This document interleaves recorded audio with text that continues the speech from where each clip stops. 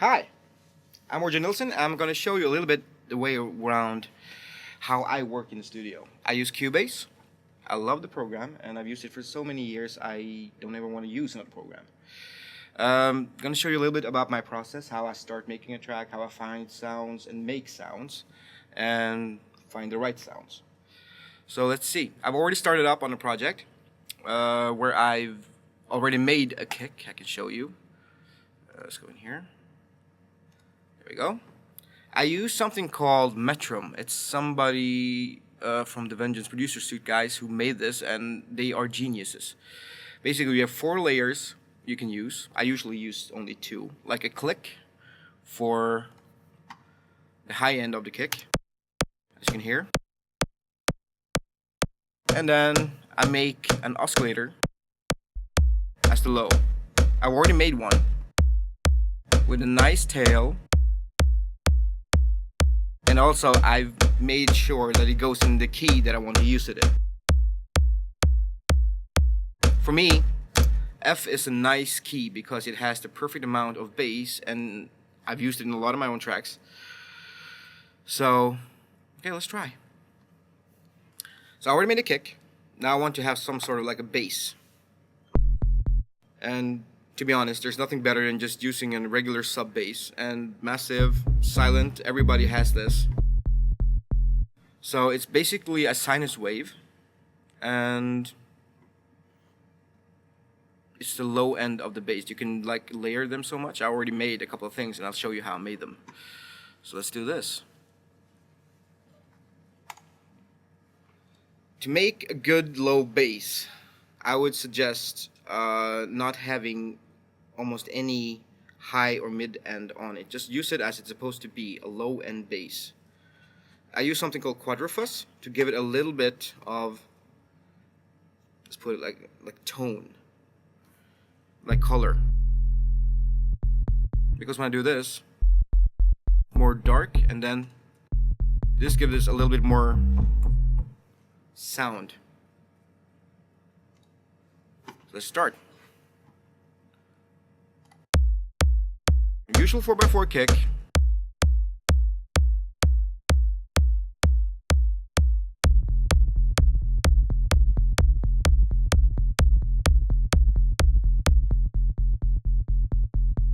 Now this is a simple way of doing this.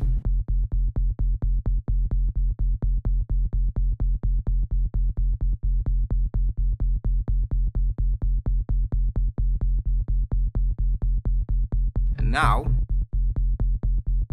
what I'm doing is I'm fixing the lengths of it. Now it's really short. You don't want that.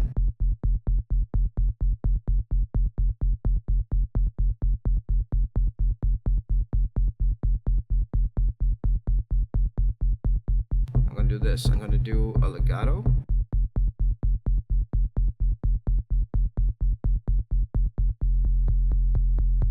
Then we shorten it a bit.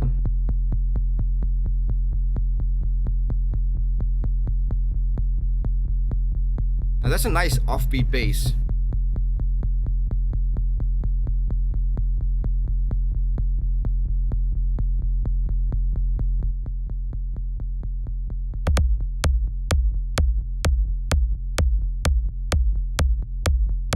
So now you have a nice kick, a nice offbeat bass, which can be a platform for the rest of your stuff, because you can still add stuff on top of that. For me, like, making a clean workflow environment is cool. Just like, don't have too much stuff on your tracks to begin with either, because you will get lost in the end. And I don't like having a lot of stuff on my tracks either. So, okay, so let's see. I've added quite a few things. Here we got a silent. Very clean. I've already made a sound on Spire. You might recognize it for some of my other tracks. What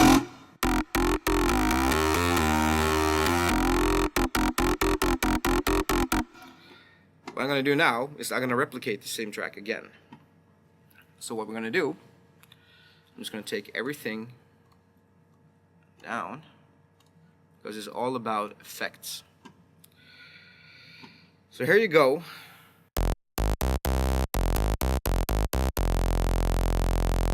It's basically just a regular saw wave.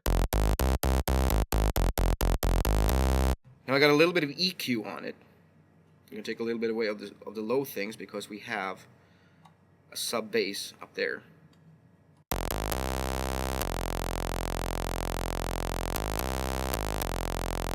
There you go. Take away the low thing because you have already low bass up there. You don't need to use two. Now, for me to make this like a little bit more alive, I like to use a little bit of reverb. This is sort of like a mid bass thing to make your track bounce more at the low end. And let's face it, I love distortion.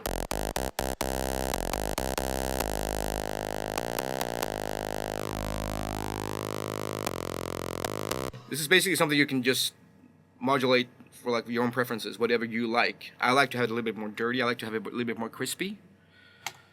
So I added sort of like a wowel phaser thing on it. This is Spire, which I've been using so many times now for so many tracks. It's so easy, it's so hands-on, and it's just, I love it. Just listen to the way it changes now.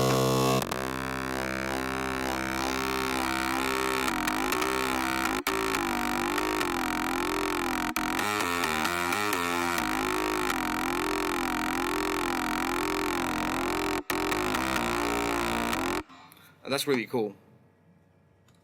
Let's do it like this.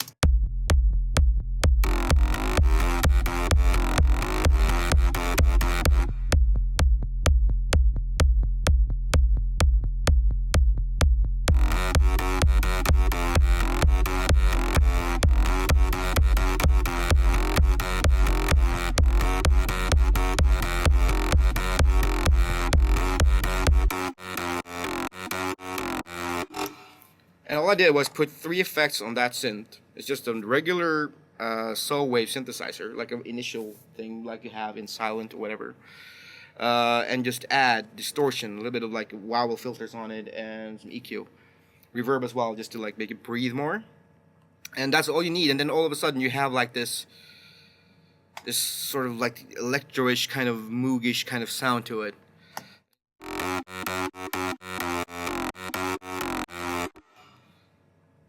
That's it. It's just a regular saw wave. It's just like if you modulate one, you can just do whatever you want with it.